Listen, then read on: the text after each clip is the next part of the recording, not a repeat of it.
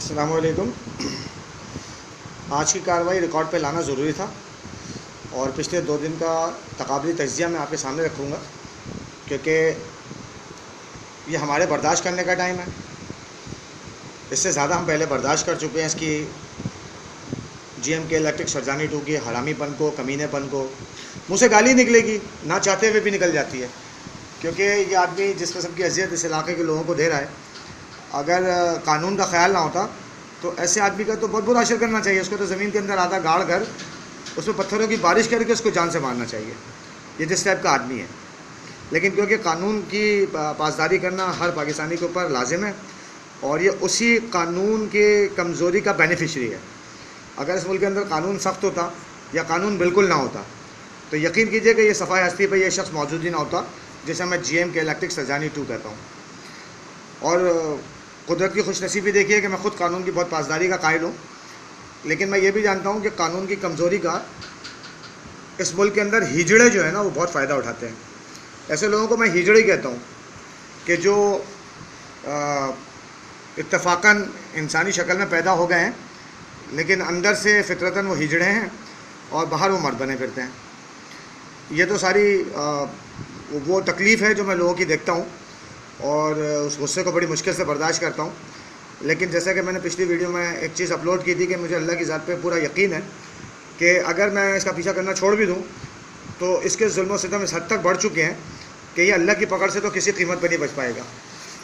GMK electric Sarjani 2, इसके नाजायज़ बाप जो भी ऊपर बैठे हैं और इसका वो सारा स्टाफ जो इस अजियत में इसके लिए फैसिलिटेटर है, ये एक ना एक दिन अल्लाह की पकड़ में, अल्लाह के अज़ाब का ऐसा शिकार होंगे कि ये उस वक्त सोच रहे होंगे, क्योंकि भूल चुके होंगे कि क्या करके आए हैं। और हो सकता है कि अल्लाह ताला बहुत बड़ा मुसब्बिबुल असबाब है, वो इनको बहुत जल्द दिखा दे। लेकिन उम्मन ऐसे लोगों की पकड़ मैंने बिल्कुल आखिर में होते देखी है। तो उस वक्त तक हमें बर्दाश्त करना है जब तक अल्लाह की पकड़ नहीं आ जाती, क्योंकि कानून की कमज़ोरियों का ये फ़ायदा उठाने वाला वही बेनिफिशरी है जिसे मैंने हिजड़ा कहकर मुखातिब किया, क्योंकि इनके अंदर दमखम तो होता नहीं है कि सामने आके बात करें। तो ये 20 पर्दों के पीछे छुप कर छोटे कमज़ोर जो एम्प्लॉयज़ होते हैं उनको सामने करके अपने आप को बचा रहे होते हैं और असल मास्टरमाइंड ये पीछे वाले होते हैं। खैर, आज 2 जुलाई बरोज़ जुमेरात सुबह 6:30 पे लाइट गई और 9:45 पे आई। 7:30, 8:30, 9:30, तकरीबन 3.25 घंटे। उसके बाद दोपहर को 3:50 पे लाइट गई।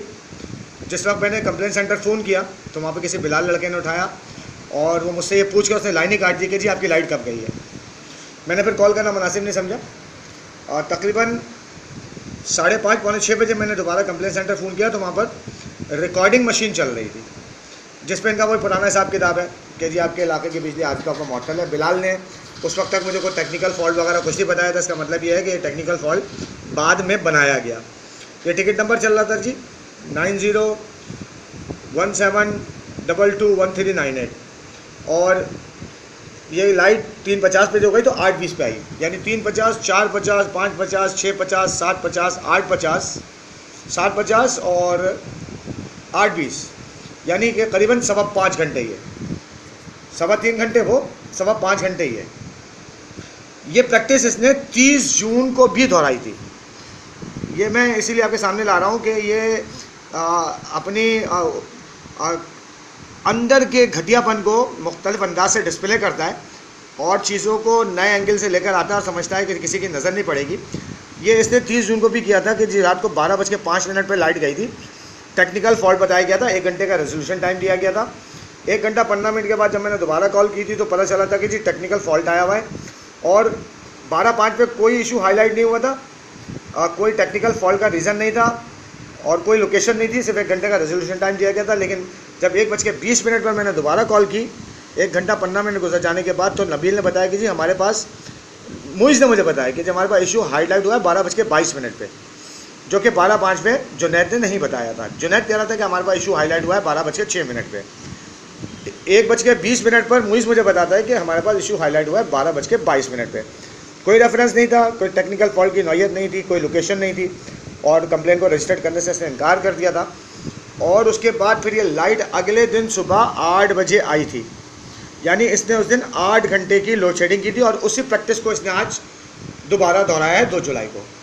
ये सब रिकॉर्ड पे मैं इसलिए ला रहा हूँ कि जिस दिन इसके बर्दाश्त करने का टाइम शुरू होगा तो उस वक्त अल्लाह ने अगर चाहा तो ये सब चीज़ें बहुत काम आएंगी मेरे, और मैं उसी वक्त के इंतज़ार में ये सारी चीज़ों को सब कुछ बर्दाश्त करते हुए इसको मैं रिकॉर्ड का हिस्सा बना रहा हूँ, ताकि कल इसके मुकरने का कोई रास्ता इंशाअल्लाह ताला नहीं छोड़ूंगा अगर अल्लाह ने मौका दिया।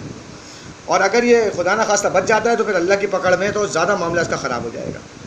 ये 2 दिन का तकाबली तजिया मैंने आपके सामने इसलिए रखा है कि सिटीज़न पोर्टल से जो मुझे ग्रांट रिलीफ हुआ था वो इसकी मजबूरी बना हुआ है, और ये रोज़ाना 3 से 4 घंटे की load shedding fabricated technical issue की आड़ में छुप के, और कभी डायरेक्ट लोड शेडिंग की शक्ल में कर रहा है।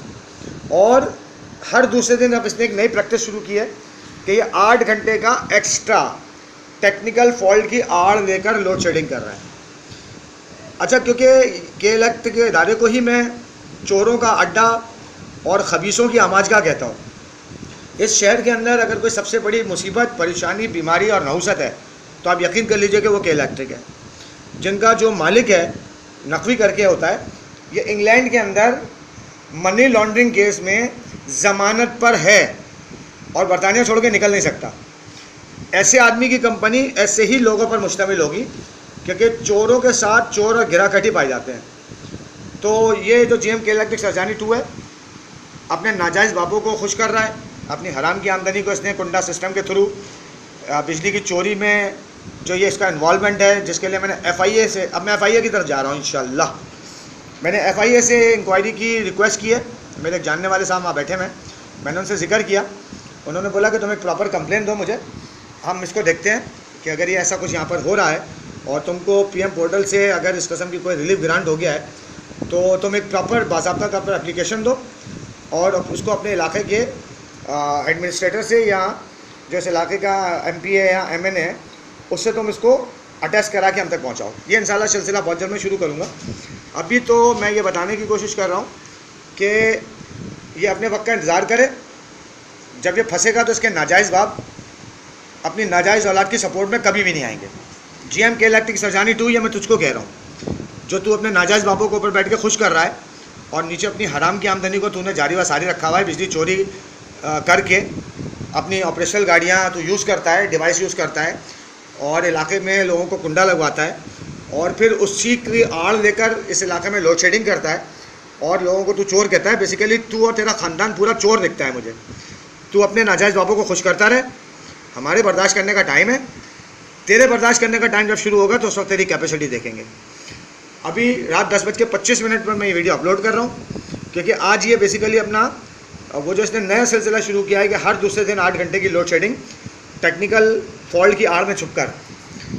इसका जो डायरेक्टर कंज्यूमर कंप्लेंट सेंटर बैठा हुआ है उसकी भी मैंने कंप्लेन कर दी है, क्योंकि वो अपनी इस नाजायज़ औलाद को बचाने की कोशिश कर रहा है। GM के इलेक्ट्रिक सरजानी 2 की बात कर रहा हूँ।